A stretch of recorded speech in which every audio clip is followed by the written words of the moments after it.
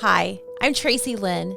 Did you know that 1 in 54 children are diagnosed with autism and that it's a spectrum disorder that impacts communication, social skills, and behavior regulation?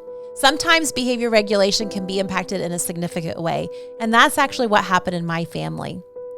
I had a brother named Shannon, and Shannon was a very difficult child to take care of. He had a lot of behaviors.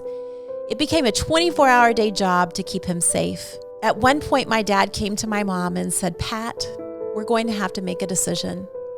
We either have to place Shannon in residential placement or we have to place Jewell up for adoption because we can no longer continue to parent both kids. We're not giving either child quality of life." My mom started crying and she said, "You are asking me to choose which child I give away. How is that a solution?"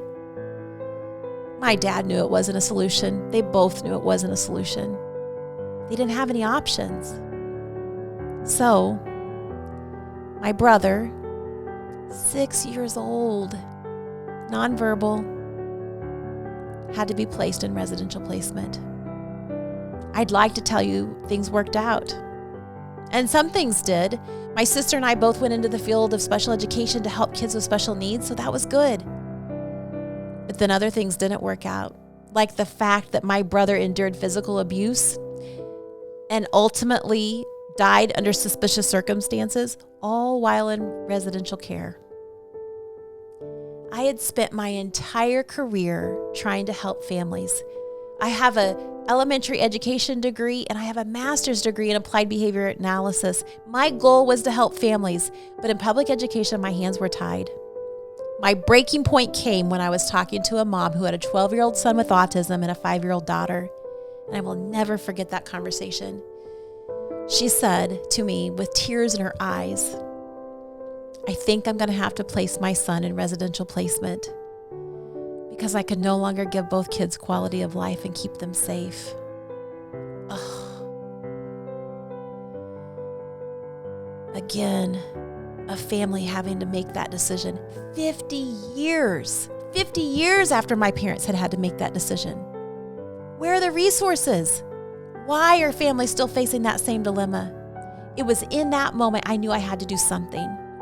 So I decided to take my expertise in design and construction and my love and passion for helping kids with autism and put them together and help families in their home by bringing resources in. And normally when I would work on a home, families would stay at a hotel. But a hotel is a scary place for the families I'm working with. They're afraid their child will get away, get into the parking lot. They're afraid they might get to the pool before they can grab them. They're afraid they might climb on the furniture and it tip over because it's not bolted down. And they also know that going to a new environment sometimes causes overload and a meltdown. So they're afraid that their child might get too loud and hotel staff ask them to leave. Hotels are a scary place. But I came up with a solution. The solution is called Shannon's house. It's after my brother's Shannon because it's a house that if we had this house, he'd stay with us forever. And that's what my family wanted. This house is amazing. We have thought of every component we can to help a family that has a child with autism staying in a new environment. We will have safety mechanisms in place, even a fence around the perimeter of the property to ensure that the family feels safe and secure while they're there. We also will have sensory equipment in every place in the house, inside and out, so the child can stay actively engaged in the room they're in. And the final things parents mention is that they feel isolated and disconnected from activities.